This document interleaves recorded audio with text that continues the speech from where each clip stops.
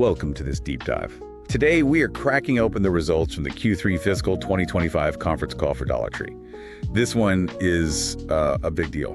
It really is. This quarter signals a major pivot for the retailer. A pivot because this is the first period where they are purely, focused on the Dollar Tree banner itself, right? The Family Dollar divestiture is done. Exactly. It's a clean slate. So our mission is pretty clear. We need to understand what drove this really solid performance. And how their big multi-price strategy is actually landing with customers and, more importantly, with margins. Right.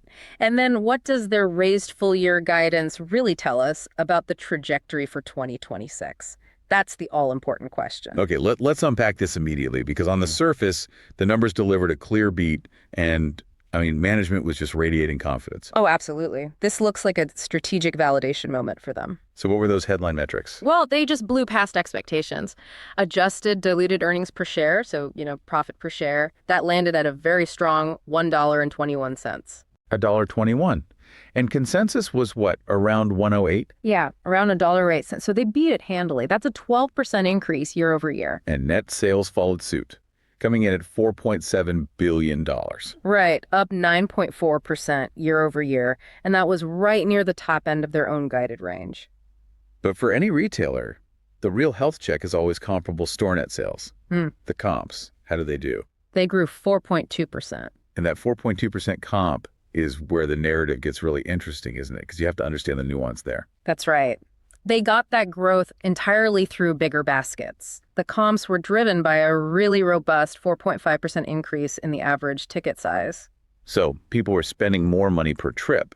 But the downside of that story is traffic, right? People weren't actually visiting the stores more often. Correct.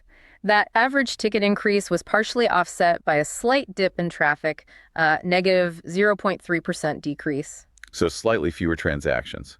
Right. Management was quick to point out, though, that the momentum they saw late in the quarter was specifically linked to what they called an all-time record Halloween season. Okay, so that brings us to the engine room of the business, the multi-price strategy. The CEO emphasized this is delivering strong momentum. What did they tell us about how that shift actually impacts profitability? Well, this is the core of it all. Multi-price is now the main driver of margin expansion. We saw gross margin expand by a solid 40 basis points year over year. 40 basis points up to 35.8%. Which, to put that simply, for every dollar of sales, they kept 40 cents more in profit than they did just last year. So what were the levers behind that? Primarily three things. One, improved mark-on from the higher pricing. That's the obvious one. Two, much lower freight costs, which is a global tailwind. And the third? A favorable category mix, meaning they sold more of the stuff that carries higher margins, like seasonal and discretionary goods. And they gave an incredible proof point using that Halloween period you mentioned. This is where it gets really clear. This is probably the most crucial detail of the whole call. They compared their Halloween assortment this year to Halloween back in 2022. Before multi-price was really a thing. Exactly. And the headline number is stunning. This year's multi-price items generated 3.5 times more profit per unit than the non-multi-price items. 3.5 times. Yeah. Wow. So they are radically increasing profitability without needing customers to buy, exponentially more stuff. Precisely. They reported generating about 25% more margin dollars from the total Halloween assortment this year, all while selling approximately 10% fewer units. That completely flips the old volume-driven model on its head. It's a shift to a margin-driven business. It is. You don't need to chase massive transaction counts if each transaction is just that much more profitable. But what about the risk? The risk of alienating that core, value-focused customer. Is there a guardrail on how far they take this? Management was very clear on that. They stressed that 85% of their total assortment is still priced at $2 or less. Okay, so the core value proposition is still there. Very much so. They're being selective, expanding price points only for higher quality goods. The $1.25 core is still very much in place for most of the staples. Okay, so if gross margin expanded so strongly, why did the adjusted operating margin, which includes the cost of running the business, why did that actually contract slightly by 30 basis points? That means SG&A, or selling, general, and administrative expenses, must have been the biggest headwind. And it was. SG&A was definitely the short-term pain point. It rose significantly by 140 basis points, up to 29.2% of sales. If gross margin is about product costs, SG&A is about your operational costs. Payroll, utilities, all that. Yeah. What was driving that big jump? It sounds like more than just inflation. It was. It was three internal, strategic, and this is the important part, mostly temporary factors. Okay, what were they? First, higher store payroll from wage increases.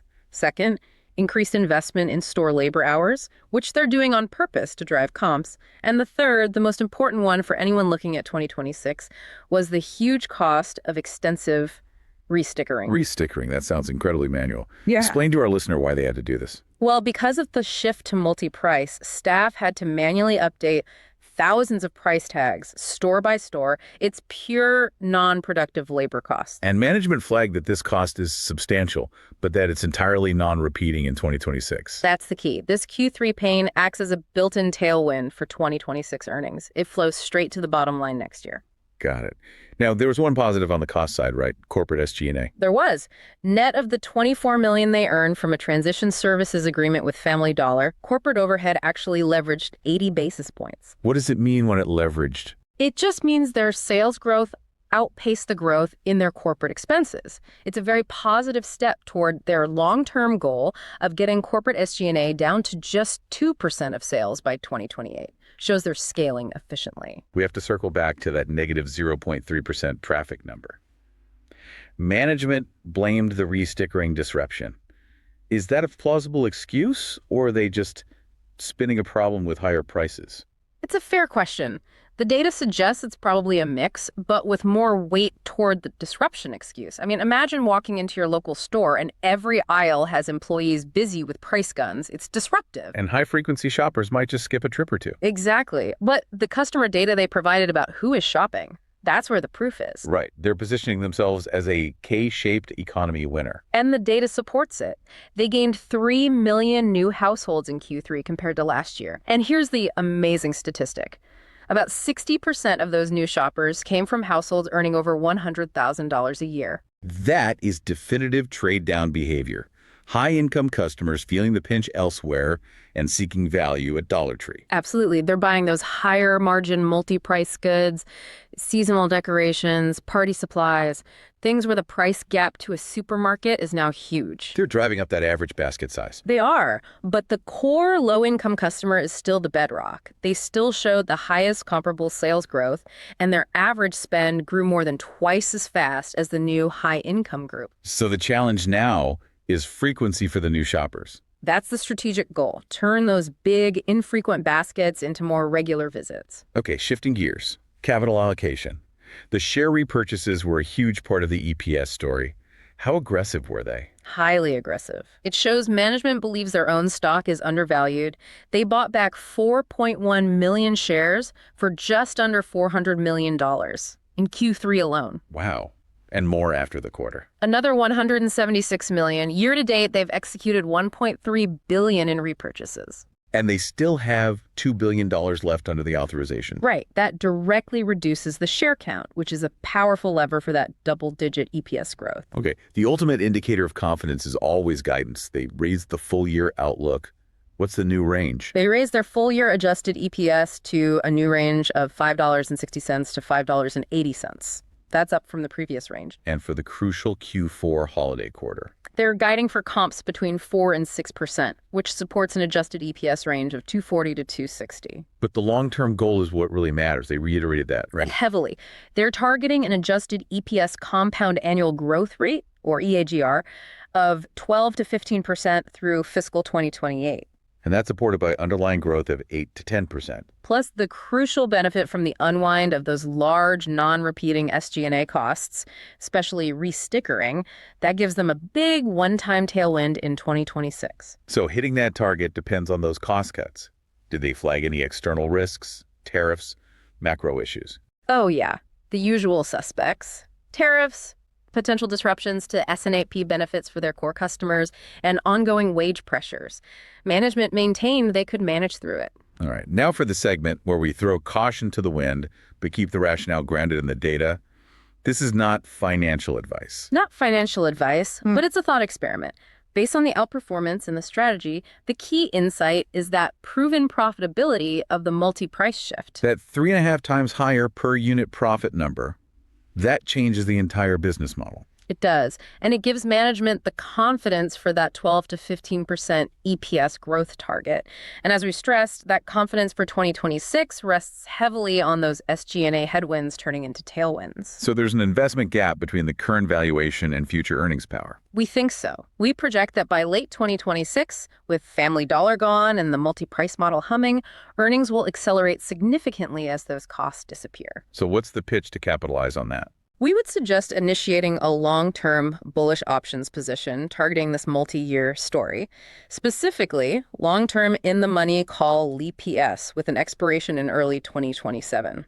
For those unfamiliar, a LEAP-S option is basically a long-dated call option. You get the right to buy the stock at a set price, but far out into the future. Exactly. You're betting on a sustained climb, not a short-term pop. The bet is that the stock will significantly outperform its retail benchmark, the XRT, by 10% or more over that period. Capitalizing on that 8 to 10% underlying growth, plus that big one-time cost unwind in 2026. Precisely. So to sum up, Q3 proved the pure play Dollar Tree strategy is working. It's driven by higher margin products and aggressive buybacks. Traffic is still a watch item, but the future depends on converting that guidance into reality and making those new high-income customers stick around. and the key takeaway for you listening is that they are successfully leveraging pricing power without, it seems, alienating their core value customer. And that is a crucial balance in this environment. And here's a final provocative thought for you to consider. The company has boasted that their new multi-price Dollar Tree 3.0 stores are comping significantly above the rest of the fleet. They have hundreds of older stores that need upgrading.